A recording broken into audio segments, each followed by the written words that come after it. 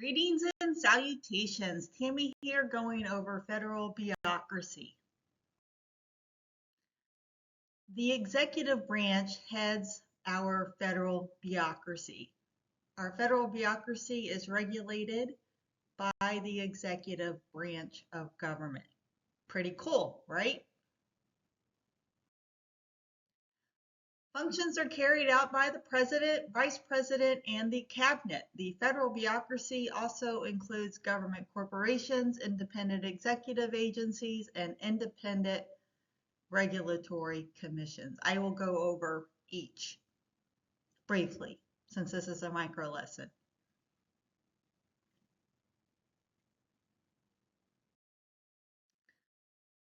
So the question begs, what is a bureaucracy? Bureaucracy has a top-down structure, which means that it is a hierarchy. The people at the bottom answer to the people in the next rank above, and then it goes on and on and on all the way up to the top. It's top down, it's a hierarchical structure.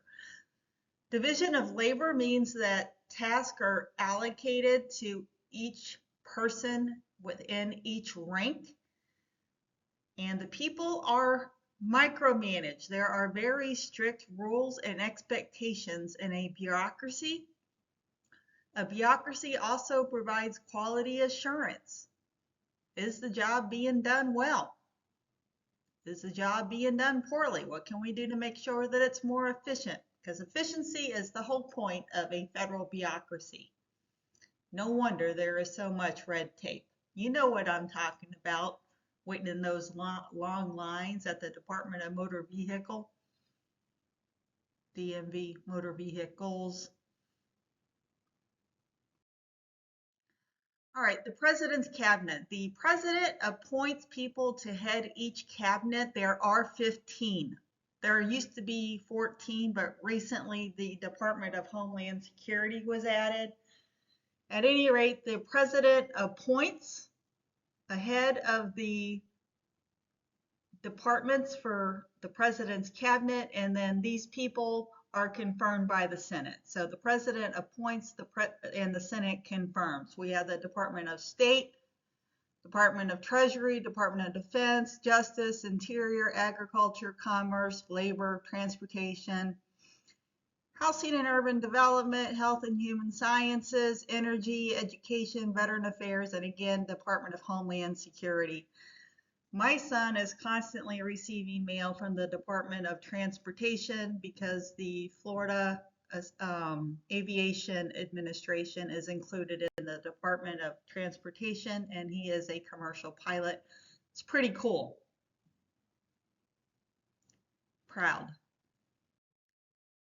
All right, government corporations are corporations created for commercial activities.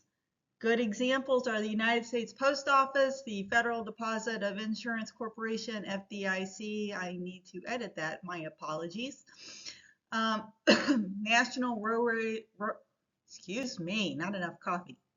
National Railroad Passenger Corporation, which we know as Amtrak. Independent agencies report to the President of the United States. Examples would be the CIA, the Small Business Administration, and NASA. Independent regulatory commissions regulate and enforce rules for certain sectors of the economy. We have the FCC, U.S. Consumer Product Safety Commission, Securities and Exchange Commission, and Nuclear Regulatory Commission. Thank goodness for that one.